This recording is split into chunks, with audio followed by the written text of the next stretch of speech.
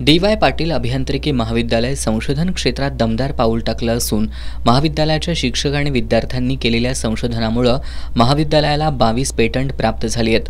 Patent मिळवणाऱ्या या संशोधकांचा DY. Patil प्रतिष्ठानचे अध्यक्ष डॉक्टर संजय डी. पाटील यांच्या हस्ते सत्कार करण्यात आला। यावेळी संस्थेचे विश्वस्त आमदार ऋतुराज पाटील, कार्यकारी संचालक doctor A K. Gupta, CHRO Shrilekha Satam, प्राचार्य डॉक्टर संतोष चेडे, रजिस्ट्रार डॉक्टर लितेश मालदे, अधिष्ठाता डॉक्टर अमरसिंह जाधव यांची प्रमुख उपस्थिती होती। यावेळी बोलताना डॉक्टर संजय डी. पाटील यांनी डी.वाय. पाटील अभियांत्रिकी महाविद्यालयानं विद्यार्थी आणि प्राध्यापकांना संशोधनासाठी नेहमीच व्यासपीठ उपलब्ध करून दिल्याचं सांगितलं।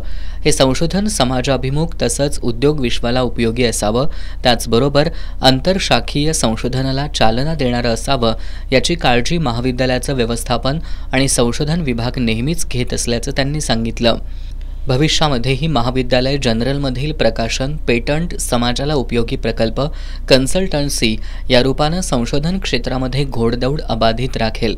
संशोधनाचा उपयोग समाजासाठी झाला पाहिजे, तसंच ते व्यावसायिक रूपात पुढे यावं यासाठी प्रयत्न करणं आवश्यक असल्याचं डॉक्टर संजय पाटील यांनी सांगितलं।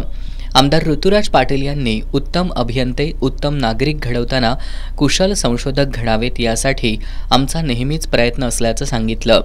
विद्यार्थी आणि प्राध्यापकांनी केलेल्या या संशोधनाला पेटंटचं कोंदण मिळाल्यानं अतिशय समाधान वाटत असून आमच्या विद्यार्थ्यांमधून भविष्यात चांगले संशोधक घडावेत यासाठी नेहमीच आमचं प्रोत्साहन आणि पाठबळ राहील अशी ग्वाही त्यांनी दिली।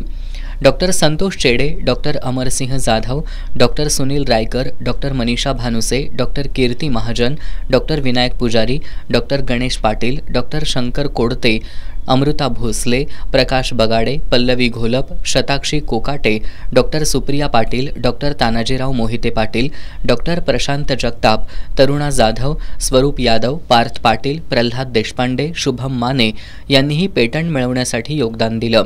Doctor Sanjay D. पाटील आणि आमदार ऋतुराज पाटील यांच्या हस्ते या पेटंट धारकांचा सत्कार करण्यात आला।